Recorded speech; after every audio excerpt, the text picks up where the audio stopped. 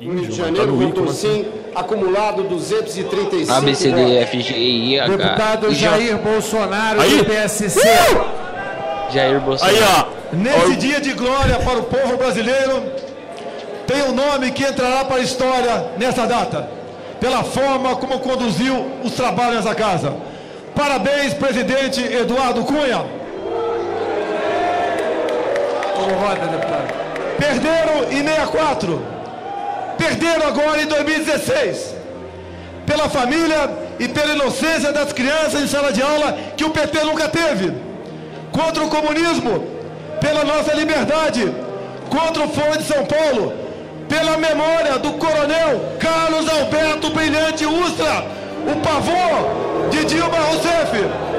Como vota, deputado? Pelo Exército de Caxias, pelas nossas Forças Armadas, por um Brasil acima de tudo e por Deus acima de todos, o meu voto é sim! Jair Bolsonaro, PSC do Rio de Janeiro, votou sim, acumulado 236 votos. É Bolsonaro, caralho! Fora Dilma!